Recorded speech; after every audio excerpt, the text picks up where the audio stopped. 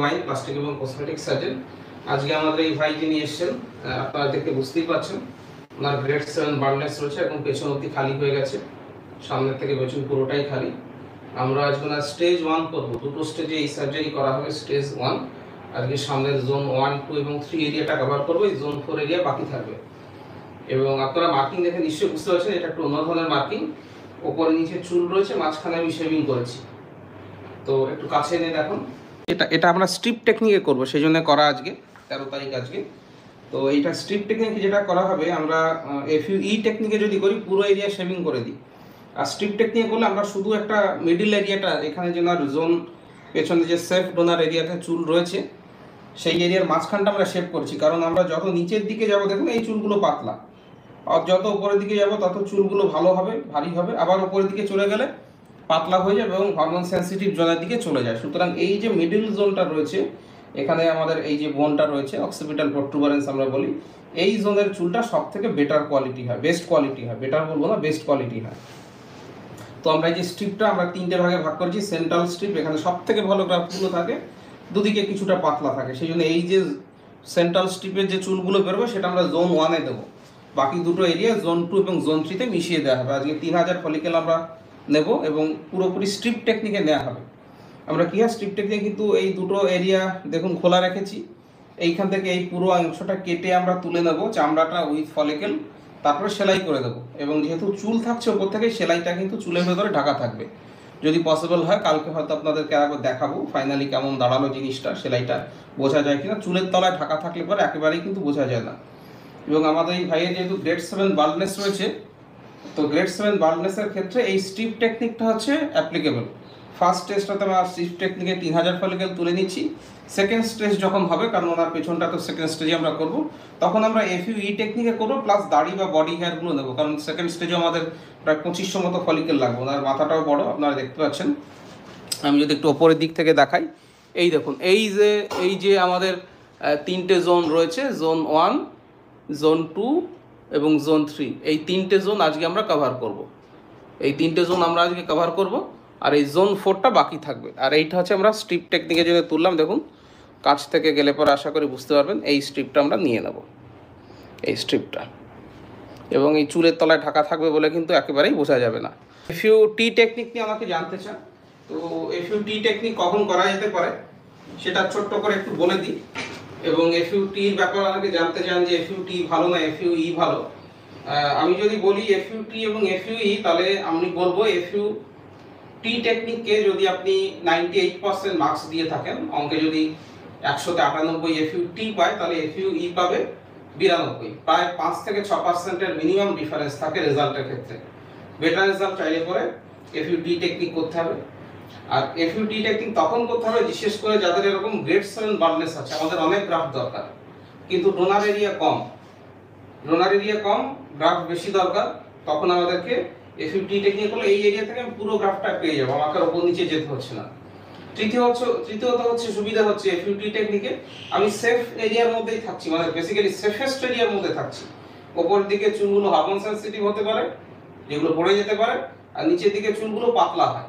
আমি টেকনিকে করলে তো আমাকে এখান থেকেও গ্রাফ দিতে হতো, কারণ শুধু এক জায়গা থেকেও নেওয়া যেত না, তবে এক জায়গাটা ফাঁকা হয়ে যাবে। তো এইটা হচ্ছে 3টে কন্ডিশন যখন এফইউ টেকনিক অ্যাপ্লিকেবল। 1 নম্বর হচ্ছে যাদের গ্রেড 7 বার্নলেস রয়েছে, 2 নম্বর হচ্ছে যাদের অনেক ফলিকেল দরকার, 3 নম্বর হচ্ছে এই গ্রাফটের সার্ভাইভাল কোয়ালিটি, এই ব্যাপারগুলো। এবং রেজাল্টের দিক থেকে যদি দেখেন, এফইউ কে আমি 100তে 98 দেবো, এফইউ টেকনিকে আমি 100তে 90 থেকে 92 নম্বর দেবো। অ্যারাউন্ড 6% ডিফারেন্স হচ্ছে, কিন্তু ডিফারেন্সটা থাকে। তো আমাদের এই ভাই এফইউ টেকনিকে ফার্স্ট স্টেজটা করলেন, সেকেন্ড স্টেজটা আমরা তে করবো। টেকনিকও 2-3 বার করা যায়, ম্যাক্সিমাম 3 বার মতো আমি দেখেছি করতে, আমাদের স্যাররা করেছেন। তো সেটা উনি যদি পরবর্তীকালে আবার করতে চান আরেকবার ডেফিনেটলি করা যেতে পারে। তবে সেকেন্ড সেশনটা আমি বলবো তে করতে, কারণ তখন আমরা বডি হেয়ার, বিয়ার্ড হেয়ার এগুলো নেব। তো যারা টেকনিক নিয়ে কনফিউশন আছেন, কনফিউশনে থাকবেন না। আমার ইউটিউব চ্যানেলে অনেক ভিডিও দেওয়া রয়েছে, ভিডিওগুলো আপনারা দেখতে পারেন। এফইউ টেকনিক বেশি, কারণ লোকে সেলাই করা, স্টিচ করা এগুলো তো ভয় করে, কিন্তু উনি এই ভাই চেয়েছেন বেস্ট রেজাল্ট পেতে গেলে আপনাকেও কিছুটা কষ্ট স্বীকার করতে হবে। যে সেলাইটা হবে এটা আমরা ইউজুয়ালি 21 দিন পরে কেটে দিই। তো যাই হোক, এই গেল একটা মোটামুটি ইন্ট্রোডাকশন এফইউ এবং এফইউ। এফইউটি মার্কিং এবং ছোট ছোট করে বললাম। ফ্রেন্ডস, আমরা এই ভাইয়ের 13 তারিখে হেয়ার ট্রান্সপ্লান্ট করেছিলাম। তো আমরা দেখতে পাচ্ছি এই যে আজকে হচ্ছে কত তারিখ, আজকে 16, তাহলে 3 দিন হয়েছে। আমরা ওনার গ্রেড 7 বার্ডনেস ছিল, তো গ্রেড 7 বার্ডনেস থাকার জন্য আমরা ফ্রন্টাল এরিয়াটাতেই মেনলি হেয়ার ট্রান্সপ্লান্ট করেছি। এটা জোন 1, দেখুন এখানে হাই ডেন্সিটি লাগছে। এটা জোন 2 এবং জোন 3। একদম পেছনের অংশ বাকি আছে, একদম পেছনের অংশ বাকি আছে। এবং এই ভাইয়ের ক্ষেত্রে আমরা কিন্তু ওনার মার্কিংয়ের দিনও মার্কিং করেছিলাম। তো এটা 3 দিন পরে জাস্ট এরকম দেখতে লাগে। দেখুন চোখটো কোনো কিছু বিশেষ কিছু ফোলেনি, খুব ন্যাচারাল এবং নর্মাল লাগছে, কোনো অসুবিধা হয়নি। এবং এই আমাদের এই ভাইয়ের ক্ষেত্রে মেইন সমস্যা ছিল ডোনার এরিয়া খুব কম, সেই জন্য গ্রেড 7 বার্ডনেস আমরা ওনার ক্ষেত্রে যেটা করেছি এফইউটি টেকনিকে করেছি। তো আমি ডোনার এরিয়াটা একটু দেখতে বলবো, দেখাবো আপনাদের কেমন দেখায় 3 দিন পরে। তো এইটা হচ্ছে আমাদের ডোনার এরিয়া। হ্যাঁ, দেখুন মাথাটা একটু নিচু করে দিন ভাই, এখনও দেখুন মার্কিংয়ের দাগ দেখা যাচ্ছে। তো এফইউই টেকনিকে যদি আমরা করতাম, দেখুন এটা ডোনার এরিয়া। হ্যাঁ, এফইউই টেকনিকে করলে আমাদের পুরো এরিয়া শেভিং করতে হতো। তো এটা দেখুন আমি চুলটাকে জাস্ট ওপরে করছি। হ্যাঁ, এটা দেখুন এই যে হচ্ছে সেলাইয়ের দাগটা, এই যে সেলাইটা কিন্তু চুলের মধ্যে দেখুন, যেহেতু ওপর নিচ থেকে আমরা টিস্যু নিয়ে নিয়েছি, মাঝখান থেকে টিস্যু নিয়ে নিয়েছি, ওপরে চুল এসে কিন্তু দাগটাকে ঢেকে দিয়েছে। এটা জাস্ট ইমিডিয়েটলি আফটার সার্জারি 3 দিন পরে দেখুন এরকম দেখাচ্ছে। সুতরাং দাগটা কিন্তু বোঝা যায় না, যদি উনি কখনও ন্যাড়া করেন, উনি ন্যাড়া করলে পরে তখন হালকা একটা দাগ বোঝা যেতে পারে। যদিও আমরা টাইকোফাইটটি ক্লোজার করেছি, খুব হালকা সামান্য একটা দাগ কিন্তু দেখা যাবে। তো এইটা হচ্ছে সেই আমাদের ডোনার এরিয়া। দেখুন ডোনার এরিয়া কিন্তু বোঝাই যাচ্ছে না ডোনার ক্ষেত্রে আমরা ট্রান্সপ্লান্ট করেছি। শুধু এই যে জোন 4 এরিয়া, জোন 4 এরিয়াতে কিন্তু আমরা হেয়ার ট্রান্সপ্লান্ট করিনি। এইটা পেছনটা এই এরিয়াটাতে আমরা ট্রান্সপ্লান্ট করেছি। স্বাভাবিকভাবে দেখতে পাচ্ছেন আপনারা, সামনে থেকে দেখাই এই এরিয়াটা দেখুন। তো হাফ এরিয়া আমরা কভার করেছি, বাকি হাফ বাকি আছে। এই এরিয়াটা আমরা 7 থেকে 9 মাস পরে এই এরিয়াটাতে আমরা হেয়ার ট্রান্সপ্লান্ট করব। তো অনেক ভাইরা দেখতে চান কি ইমিডিয়েটলি আফটার সার্জারি কেমন দেখায়। দেখুন চুলগুলো আস্তে আস্তে গ্রো করছে, চুলগুলো গ্রো করছে এবং এই এরিয়াটা কিন্তু জোন 4টা বাকি রেখেছি। তো ভাই আপনার ব্যথা লাগেনি তো খুব বেশি? না স্যার, কোনো কিছু ব্যথা লাগেনি স্যার। সার্জারির সময় যখন না যখন লোকাল অ্যানেস্থেসিয়া দিয়েছি সামান্য সেটা কিছু ব্যথাই নয়, সহ্য করা যায়, তাই তো? সেটা সহ্য করা যায়। আচ্ছা, আর বাড়িতে গিয়ে চোখ মুখ টুক ফোলা কিছু কোনো কিছুই ফোলেনি, সেরকম ব্যথাও ছিল না। আচ্ছা আচ্ছা, ঘাড়ের দিকে নিচু করলে একটু টান টান লাগছে এই জায়গাটায়? হালকা হালকা, হ্যাঁ একটু হালকা। কেননা আমরা এই জায়গাটা থেকে প্রায় 2 সেন্টিমিটারের কাছাকাছি চওড়া, 2.5 সেন্টিমিটার বেসিক্যালি, মাঝখানে 2.5, দুদিকে 2 করে নিয়ে নিয়েছি চামড়া, ফলে একটুখানি টান টান লাগতে পারে, মাস 2 মতো টান লাগে। চাইলে পরে আরও একবার এফইউটি টেকনিক করা যেতে পারে, কিন্তু নেক্সট টাইম আমরা এফইউটি আর করবো না, আমরা এফইউই টেকনিকে এই ভাইয়ের পেছন থেকে অ্যারাউন্ড 2200 মতো ফলিকেল নিয়ে নেব।